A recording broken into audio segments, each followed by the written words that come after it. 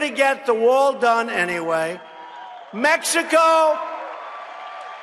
I don't want to cause a problem. I don't want to cause. But in the end, Mexico's going to pay for the wall. I'm just telling you. I'm just telling you. All right? I don't want to cause any problem. But in the end, Mexico's paying for the wall. They make all of this money, and they do absolutely nothing to stop people from going through Mexico, from Honduras and all these other countries, the caravan, all of this stuff. They do nothing to help us. Nothing. They're going to pay for the wall, and they're going to enjoy it, okay? They're going to enjoy it. They do nothing for us. So if you want strong borders, and if you want not only that, we have to do something with the lottery. We have to do something with chain migration. We have a guy in New York a year ago. He ran over and killed 8 people, right? 8 people. And nobody ever talks about the people that were injured. Did you ever notice? They say 8 people would die. Well, about 12 are just horribly injured. They lose an arm, they lose a leg. These are people that are running alongside of the Hudson River, which I know so well. And they're running. And this maniac takes his car, he's driving fast, he goes, he knocks off as many people as he can. 8 people killed, many people badly injured, missing a leg, missing an arm. Can you imagine? These are people different from me in the sense that they want to run. I don't want to run. They want to run. And they go and they work hard and they want to look good. And they come home because of this maniac and others like him. Look at what's going on all over the world. Look at what's going on. Look at what's happening to Europe. So they go and they take this man, right? And he got here and he's got 22 people that came in. His mother, his father, his grandmother, his uncle, his brother, his sister. You got 22 people come in for this one guy. That's called chain migration. 22 people. And then, of course, you have the wonderful lottery system that was started by Chuck Schumer, or sometimes referred to as Crying Chuck Schumer, right? Crying. He's so. I know him for so many years. I know him from New York so long. Crying Chuck. Remember, he was crying. He was so sad. He got up, he was crying. He was working those tears. He was trying so hard. He was trying so hard that actually they weren't tears. It was sweat. He was working. So Crying Chuck wanted to have a lottery system. They give it a lottery. You pick people. Now, let me ask you. So these countries that are sending people in, do you think they're sending us their finest? You think they're sending us? So we get the lottery. So they put names and we pick the names and they come in. And then we wonder why we have problems. We're not going to be a stupid country anymore. We've stopped it. We're not going to be. Welcome back. You're watching Fox and Friends First. President Trump taking aim at Democrats during a fiery Nashville rally. The fact is, the Democrats are lousy politicians, and of course, the MS-13 lover, Nancy Pelosi. If you want your communities to be safe, then you must go out and get the Democrats the hell out of office. You won't have a Second Amendment if the Democrats take over.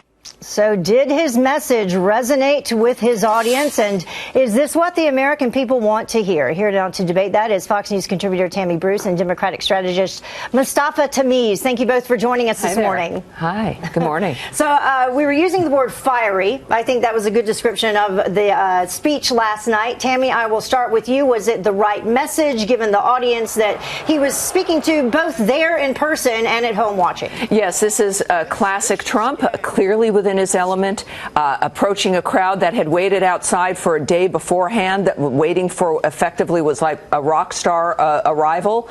They were clearly very excited. You could hear how huge the crowd was. It's Tennessee, of course. He won that state. So this was an excellent event. And at the same time, obviously, it's televised and it goes on the internet.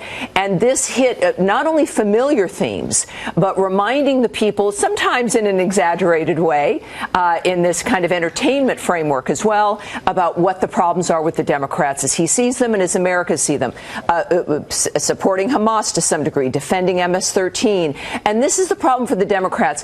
Whether they believe what they say or not, they can't support anything the president says. So they're pushed into a position of absurdity on some of the issues, and he's pointing that out. Yeah, let me get Mustafa in here. So Mustafa, obviously he went hard after Nancy Pelosi. He talked about the Second Amendment. He talked about building the wall with our own big hands, amongst a lot of other things. In this particular race, the primary is coming up on August 2nd. We have Marsha Blackburn paired up against a former governor there in Tennessee, Phil Bredesen. And as we mentioned, President Trump won that state by more than 60% back in 2016. So is it in play for Republicans? Well, look, President Trump enjoys the rally. I agree with Tammy. He's a rock star with his base.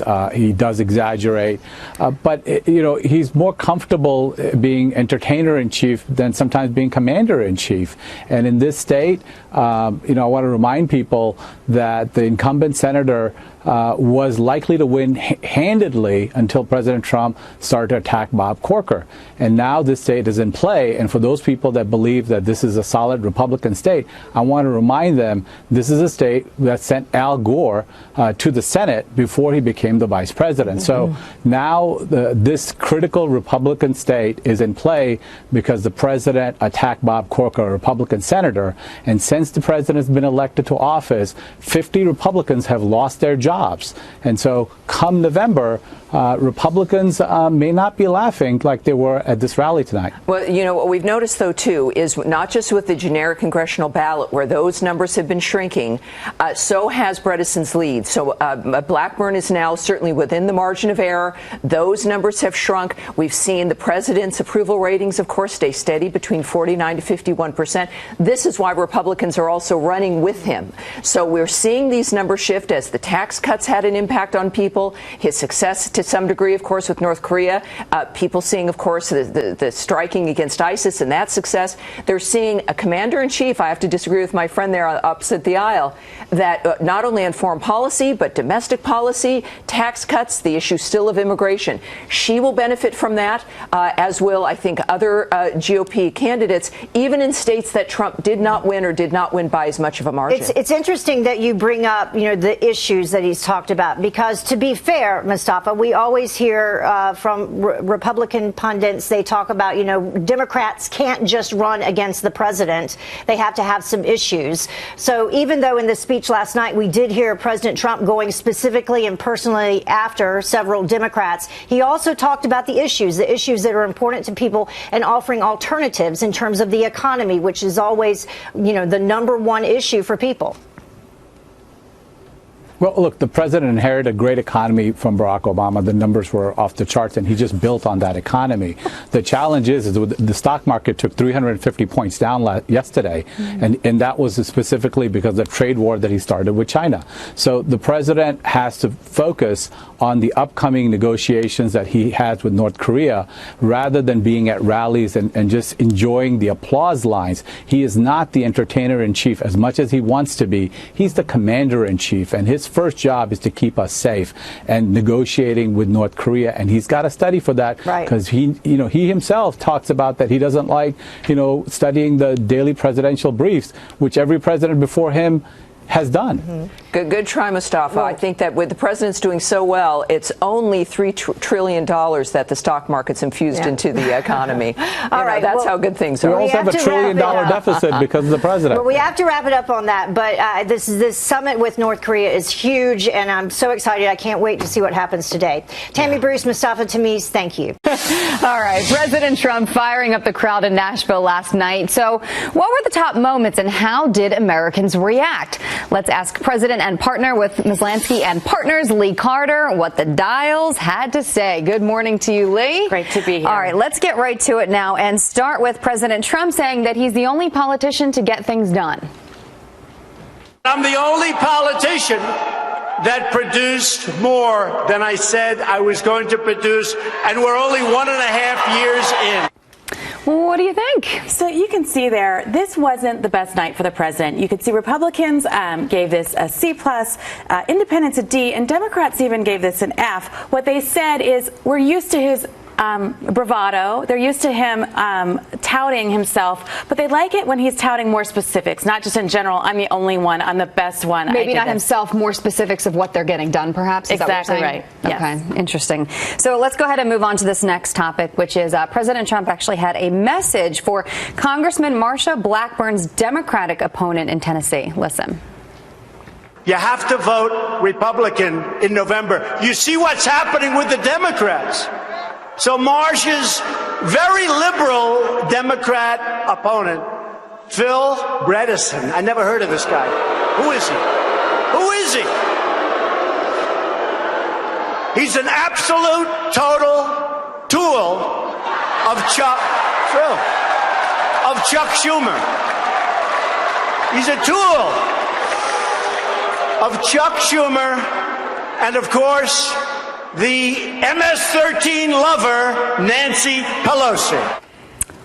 What do people say? So you can see the Republicans gave this a B, Independents a D, Democrats an F. While Trump is a master of defining his opponents, you can remember low energy Jeb, little Marco, crooked Hillary. This one didn't necessarily work as well, and I think he's going to have to do more work to define the opposition as he's going into the campaign season, as he's definitely out there rallying as we're going into the midterms. Well, you know, I think most people would like, but we'll see after we play this down and you can tell us, but I would think that most people would like to hear him say we're going to be a better country. Let's listen. We're not going to be a stupid country anymore. We've stopped it. We're not going to be.